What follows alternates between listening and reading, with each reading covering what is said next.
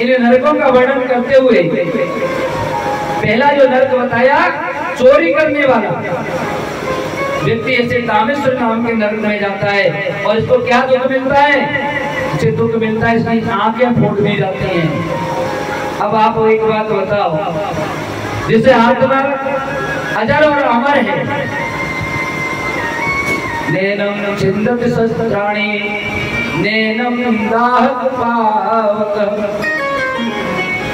जो शस्त्र से काटी नहीं जा सकती, आग से जलाई नहीं जा सकती, उस आत्मा को आप क्या दुख दोगे? उस आत्मा को क्या दुख दिया जा सकता है? जिसको शस्त्र से काटा नहीं जा सकता, आग से जलाया नहीं जा सकता, पानी से गीला नहीं किया जा सकता, उस आत्मा को कोई दुख दे सकता है? बताओ। अगर हमें ये पता चले कि अगर इस आत्मा को नरक जाकर के मिलेगा तो बंधुओं ये बहुत गलत बात है। ध्यान रखना, नरक आत्मा नहीं बोलती, आत्मा ने कुछ किया ही नहीं होता है, करने वाला तो ये शरीर है। आत्मा कुछ नहीं करती है, आत्मा तो जैसी शरीर में आई है वैसी की वैसी निकल जाती है। जब आत्मा को हम काट नहीं सकते, छू नहीं सकते, जला नहीं सकते, ऐसी आत्मा को दुख क्या देंगे? क्या नरक में डालेंगे? क्या सुख देंगे उसे? बस ऐसे ही हमने बना रखा है कि आत्मा जाकर के नरक में पहुंच जाती है। अरे उस नरक में भी जाकर के क्या बिगड़ने वाला? चाहे इसको कढ़ाई में डाल दो बोलते हुए में, या इसको तलवारों पर चलाओ, आत्मा का कुछ भी नहीं बिगड़ता है। इसलिए दुख आत्मा नहीं भोगती।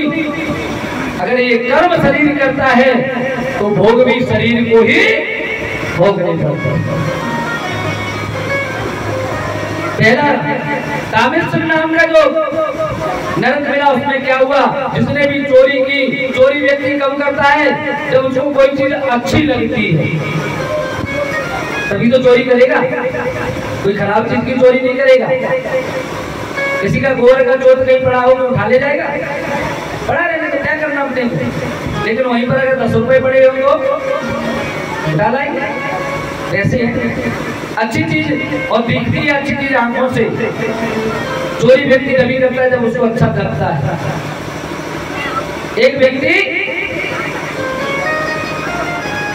रास्ते से निकलते हुए जा रहा है, रास्ते में आम का पेड़ खड़ा है, बड़ी बढ़िया अच्छी पीली पीली इसमें आम की टपक लग रही है।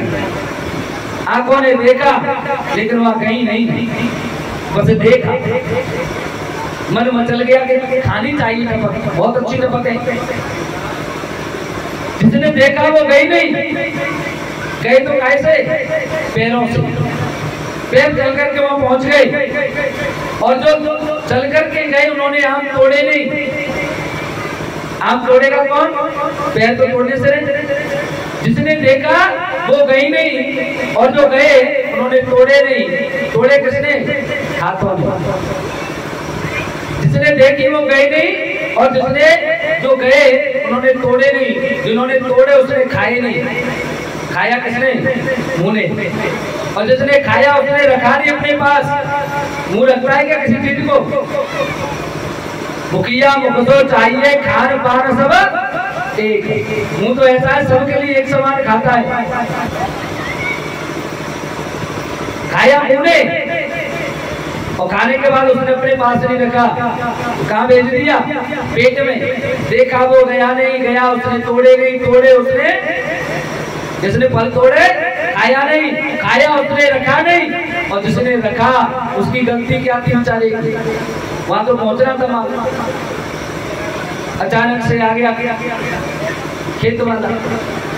अब तो उस खेत वाले ने आकर के, बगीचे का मालिक आया और उसने आकर के पकड़ लिया। क्या कर रहे हो? आम तोड़े। 2 लगाई पीठ में खींच करके। तो आंसू कहां से निकले? आंखों से। क्योंकि गलती किसने की? आंख ने। न आंख उस फल को देखती और ना वो चल करके अंदर जाता। जो जैसा देखता है, जो गलत कार्य करता है, सजा भी उसी को भोगनी पड़ती है। बोलो राधे राधे। चोरी करने का काम आंख से देखने के बाद होता है। इसीलिए तामेश्वर नाम का जो नरक मिलता है, उसमें आंख निकाल दी जाती है, आंखों से अंधा बना दिया जाता है शरीर को। दूसरा जो नरक होता है वो होता है अंधकामेश। पराई स्त्री का अगर कोई धर्म नष्ट करता है उसको आंखें निकाल ली जाती हैं। आपने देखा होगा बचपन से ही कुछ बच्चे पैदा होते हैं, पैदा होते से ही अंधे पैदा होते हैं। चोरी करने वाला तो बीच में होता है अंधा, लेकिन जो पराई स्त्री का धर्म नष्ट करता है वो शुरू से ही अंधा पैदा हो जाता है। तीसरे प्रकार का जो नरक होता है वो होता है रौब, जो केवल इस घमंड में रहता है कि मैं ही सब कुछ हूँ, ये मेरा, मेरे पास बहुत कुछ है। उसको रुरु नाम के जो कीड़े होते हैं, जीव होते हैं, वो कीड़े पड़ते हैं। आप अपने इर्द गिर्द देख लेना, किसी व्यक्ति के शरीर में कीड़े पड़ रहे हो तो समझ लेना ये पहले अहंकारी रहा है, पहले किसी को नहीं मानता था, अपने शरीर के अभिमान में, अरे मेरा शरीर इतना बलिष्ठ, मैं इतने ताकतवर। उस व्यक्ति के शरीर में कीड़े पड़ जाते हैं और फिर वो अपना हाथ भी नहीं उठा पाता है। ऐसा व्यक्ति वो उस नरक को भोग रहा होता है। चौथा नरक महारोग होता है, जो केवल अपने ही शरीर का पालन पोषण करे, स्वयं खा लिया, अपने परिवार को खिला दिया, बाहर से कोई भिखारी आया है, बाबा चल भाग यहाँ से, तू तो ऐसे घूमता रहता है, संडा हो रहा है। अरे भैया संडा हो या कुछ भी हो, अपने घर से कोई व्यक्ति अपन पर जो बन जाए, चुगली दो चुगली उसको बस डाल देना चाहिए, कोई भी भूखा नहीं रहना चाहिए। ऐसे व्यक्ति को ऐसे नरक में डाला जाता है जहाँ उसको कीड़े मकोड़े खाते हैं। पांचवा होता है कुंडी पाक, जो व्यक्ति पशु पक्षियों का वध करता है, मांसाहार करता है। आज तो मन कर लो मुर्गा बना लो, आज मन कर लो बकरा बना लो, काटे खाए। अरे हम इंसान हैं, प्रकृति में इतनी सारी चीजें दी हैं, हम जीवों को काट करके खाएं। एक व्यक्ति का कोई मर जाता है, उसके दाग में भी हम जाते हैं तो आकर के नहाते हैं और इस मरे हुए जीव को खा रहे हैं। कितनी अच्छी बात है, अच्छी बात है क्या? अच्छी बात नहीं है ना। आज के बाद शपथ लो मैया के आंगन में बैठे हैं कि हम कभी मांसाहार नहीं करेंगे। कितने लोग शपथ ले रहे हैं? हाथ खड़ा करो। हाँ, आज के बाद कोई भी मांसाहार नहीं करेगा, हम कभी मांस भक्षण नहीं करेंगे, दूसरे जीव को हम नहीं खाएंगे। हाँ, तो पहले से नहीं खाते हैं वो तो सब धन्यवाद के पात्र हैं, और जिन्होंने आज शपथ ले ली आज के बाद भी नहीं खाएंगे, वो ध्यान रखना इस भागवत का ये असर मैं भी जगह जगह जाकर के कहूंगा कि बिलोनी में मैंने शपथ दिलाई थी और लोग मेरी बात को मानते हैं। ऐसे लोगों को, जो लोग इस प्रकार के जीवों को खाते हैं, उनको खौलते हुए जल में डाला जाता है। आपने कभी देखा होगा बहुत सारे लोगों के शरीर पर बिना कुछ किए अपने आप फफोले बन जाते हैं, और ये फफोले बनते हैं ना, इसका कारण यही है, उन पे जलता हुआ खौलता हुआ जल डाला जा रहा है।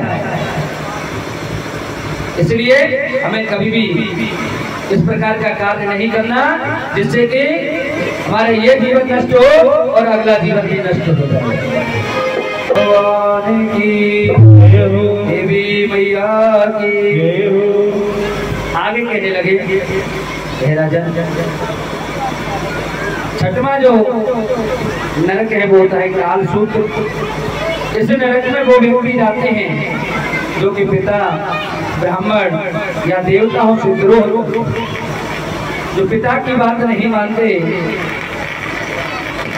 जो ब्राह्मणों की बात नहीं मानते, देवताओं की बात को अनदेखा करते हैं, ऐसे व्यक्ति निश्चित रूप से ऐसे नरकों में जाते हैं। इनको ऊपर से तो एक गोल ऐसे उसमें गिराया जाता है जहाँ सूर्य और नीचे से अग्नि तब ये तपते हैं ना, तो इनके शरीर पर लाल लाल चकता से बन जाते हैं। देखना आप अपने अड़ोस पड़ोस में ऐसे बहुत सारे व्यक्ति आपको मिल जाएंगे जिन्होंने इस प्रकार का अपने पिता का द्रोह किया हो। बाप कह रहा है बेटा इस काम को कर लो, और उसने कह दिया कि तुम क्या जानते हो, तुमसे ज्यादा होशियार तो हम ही है। जिसने बाप के साथ विद्रोह किया, निश्चित मान लो उसके शरीर पर अंतिम समय में लाल लाल चकते से बन जाते हैं। ये नरक ही है। सातवां होता है असीपत्र, जो वेद के मार्ग पर न चले, पाखंडी बना करता है। ऐसे पुरुषों को तलवार की धारों पर ऐसे वन में भेजा जाता है जिसके पत्ते उसको चीर दे पूरे शरीर को। जिनका शरीर आप देखते होंगे बहुत सारे लोग ऐसे होते हैं जिनका शरीर पूरा तिलक जाता है, शरीर पर फट जाता है पूरा शरीर। अंतिम समय में उनको ये नरक भोगना पड़ता है। आत्मा शुकरमुख, जो बिना अपराध के और किसी व्यक्ति को अगर दंड देता है, ऐसे व्यक्ति को कोलू में पेरा जाता है। अब कहेंगे महाराज ये तो गलत बात है, कोलू में हमने आज तक कोलू में फिरती देखो, क्योंकि वो कोलू ही नहीं रहे, अब तो मील चले गए, कोलू नहीं। आपने कहावत सुनी है कोलू का बैल होना। कोलू का बैल होने का मतलब होता है दिन और रात एक ही काम में लगे रहना। जब व्यक्ति सारे कामों को छोड़कर सुबह का जाता है 5 बजे का घर से, या 5 बजे का 6 बजे का निकलता है और काम करके रात को 8 बजे लौट के आ रहा है, न तो घर वालों को देख रहा है, न रिश्तेदारों को देख रहा है, न भगवान की कथाओं में पहुंच पा रहा है, ये क्या है? कोलू में तो पेर हो जा रहा है। इससे ज्यादा कोलू में और क्या पेरेगा? फिर कहते हैं महाराज देखिए हमको बड़ा कष्ट पड़ रहा हो। ये कष्ट ही कोलू में फिरने जैसा है। अंधकूप नौवा होता है किसी व्यक्ति की जीविका को नष्ट कर देना, जिससे बेचारा कमा के खाता है, उसकी उस दुकानदारी को, उसके खेत को अगर कोई नष्ट कर दे तो ऐसे व्यक्ति को, ऐसे कीड़े मकोड़े वाले नरक में डाला जाता है जहाँ उसको कीड़े मकोड़े खाते हैं। क्रमी भोजन, जो बिना किसी दूसरे को कुछ खिलाए अकेला ही अकेला भोजन करता है, ऐसे व्यक्ति को ऐसे क्रमी भोजन नामक इस नरक में डाला जाता है जहाँ इनको कीड़े खा जाते हैं। कभी पेट में कीड़े पड़ गए, कभी बाबा जी पड़े हैं खटिया में, बड़े बड़े उनमें कीड़े पड़ रहे हैं, करवट भी न्याय बदली जा रही। ये शुकर मुख नाम का होता है। इसलिए अगर हम अपने घर पर किसी को भोजन नहीं करा पाते हैं ना, तो इसके लिए हमारे पुराणों में ऐसा नियम आया है कि हम यज्ञ इत्यादि अगर कहीं हो रही हो तो उस यज्ञ में दान दे दो। उसी आपके दान से, भंडारे के लिए जो दान दिया जाता है, उस दान से जो भोजन बनेगा, न जाने कितने लोग एक साथ खा जाएंगे, तो आपका वो भोजन सब लोगों में बट जाता है। अब ये नहीं कह सकते कि हमने भोजन किसी को नहीं कराया। यूं घर पे नहीं कराया हो तो ऐसे भंडारे दान होते हैं, उनमें थोड़ा बहुत भी दान दे दें तो सब में हमारा दान लग जाता है। बोलो राधे राधे। 11वां होता है दंशन। ब्राह्मण के धन को जो चुरा करके बलपूर्वक हरण कर लेता है, ऐसे व्यक्ति को यमदूत चिमटों की मार से मारते हैं। वज्रकंटक अगम्य स्त्री के पास में जो जाता है उसे संभोग करता है। ऐसे स्त्री पुरुष को लोहे की स्त्री या पुरुष मिलते हैं। वैतरणी नाम का जो धर्म की मर्यादा का उल्लंघन करते हैं, उनको इस नरक में डाला जाता है जहाँ इनको जलचर अर्थात जल के जीव खाते हैं। कुछ लोगों को मरने के बाद भी अग्नि नसीब नहीं होती, उनको जल दाग दिया जाता है, और जल दाग देना मतलब जल के जीव उसको शरीर को खा जाते हैं। ये नरक है उनके। 14वां होता है पयूद, जो पशुओं की तरह से निर्लज्ज होकर के, लज्जाहीन होकर के आचरण करते हैं, जानवरों जैसा व्यवहार करते हैं। ऐसे व्यक्ति मलमूत्र अपने ही मलमूत्रों में, विष्ट इत्यादि में थूक से भरे हुए नरकों में गिराई जाती हैं। अर्थात जब ये बुजुर्ग हो जाती है ना, तब इनके मलमूत्रों को कोई साफ करने वाला नहीं होता। खटिया में पड़े पड़े वही मलमूत्र त्याग कर रहे हैं, ये उसी नरक को भोग रहे होते हैं। उस समय नरक भोगने के लिए कहीं दूसरी जगह नहीं जाना पड़ता सज्जनों, यही सारे नरक हैं। प्राण रोधक 15वां है, जिसमें शिकार खेलते हैं और हम लोग अपने मनोरंजन के लिए दूसरे जीवों का जो वध करते हैं, ऐसे लोगों को बाणों से बेधा जाता है। तो कहीं महाराज जी बाण कहाँ लगते हैं? कुछ लोगों का आपने सुना होगा, बहुत से लोग तो ऐसे होते हैं जिनका पता भी नहीं चलता कि वो कब मर गए, कोई बीमारी नहीं, कोई दुखी नहीं, और अचानक से चले जाते हैं। और कुछ ऐसे होते हैं जो बीमार रहते हैं, अपनी आधी उम्र उनकी बीमारी में निकल जाती है। नित्य प्रति रोज संध्या सवेरे डॉक्टर साहब आते हैं, सुई लगाते हैं। ये सुई आज के बाण है, आज के बाण है, इनको इन बाणों से भेदा जा रहा है,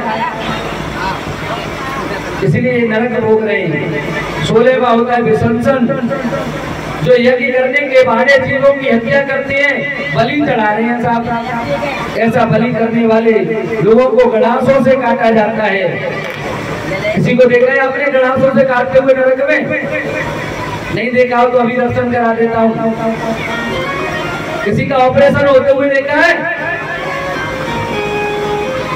सेप्टिक बन गई, किसी का पैर कट गया, किसी का हाथ कट गया, किसी का पेट कट गया। ऐसे बड़े बड़े हथियार होते हैं, औजार, डॉक्टरों के पास में उनसे काटते हैं उनको। ये ऐसे ही लोगों को काटा जाता है जो दूसरों को दुख देते हैं, जो दूसरों का वध कर रहे हैं, ऐसे लोगों को काट करके उनको दुख दिया जाता है। 17वां होता है लालायक्ष, अविवाहिता है, स्त्री के साथ में जो भोग करता है, ऐसे व्यक्ति को बड़े ही गंदे नरक में डाला जाता है। 18वां होता है सार मेयदान, गांव नगर इत्यादि में आग लगाने वाले जो व्यक्ति होते हैं, ऐसे आग लगाने वाले व्यक्तियों को नोच नोच करके कुत्ते खाते हैं। आप कहोगे महाराज हमने तो ऐसा कोई नहीं देखा, आपने अखबारों में पढ़ा होगा। अच्छा, नरक का ये मत समझना कि सारे नरक जाके हमें बुढ़ापे में मिलेंगे। कुछ नरकों की शुरुआत तो जन्म के साथ ही हो जाती है। कुछ बच्चे आपने देखे जैसे जन्म लिया सीधे गए मशीन में, नरक भोगने के लिए जा रहे हैं। उसका जन्म होते हुए मर जाते हैं, उन्हें वो दूसरी मां के गर्भ में चले गए। पुनरपि जननम पुनरपि मरणम पुनरपि जननी जठरे शयनम। बार बार मरना, बार बार जन्म लेना, बार बार मां की गर्भ में जाना, ये सब क्या है? ये भी नरक भोगना ही तो है। इसीलिए सज्जनों, ऐसे व्यक्ति आपने देखा होगा, कुछ बच्चे जो अवैध रूप से जन्म ले लेते हैं,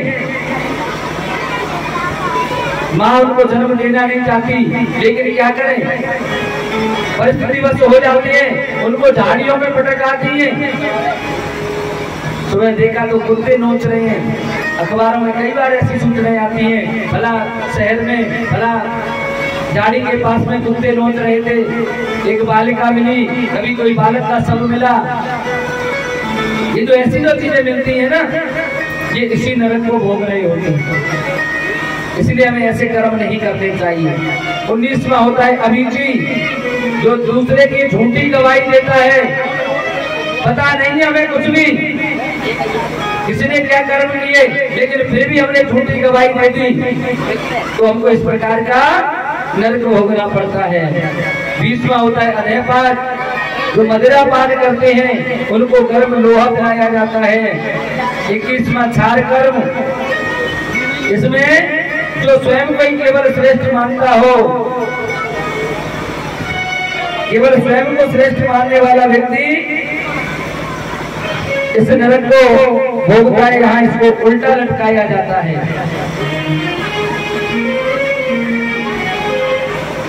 ऐसे व्यक्ति को जब उल्टा लटकाया जाएगा, और उल्टा कहाँ लटकता है व्यक्ति? उल्टा नरक में लटकता है। कहाँ लटकेगा? नरक में। और नरक कहाँ है? जब मैया के गर्भ में जाते हैं ना, तो बच्चा उल्टा लटका रहता है। बार बार जब बच्चा जन्म ले रहा है, बार बार व्यक्ति मर करके माँ के गर्भ में जा रहा है, उल्टा लटक रहा है, तो निश्चित मान लो वो इसी नरक को भोग रहा है। और 22वां होता है रक्षोगण। जो भैरव राक्षस इत्यादि का भजन करते हैं उनको, और जो मांस भक्षण करते हैं उनको रक्तपान कराया जाता है।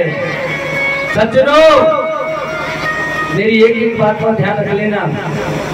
आप कहेंगे रक्तपान कैसे रक्त पिलाया जाता है? जो व्यक्ति मांस भक्षण कर रहे होते हैं, जो व्यक्ति भैरव इत्यादि का भजन करते हैं, राक्षसों का जो भजन करते हैं ना, आज का रक्तपान क्या है?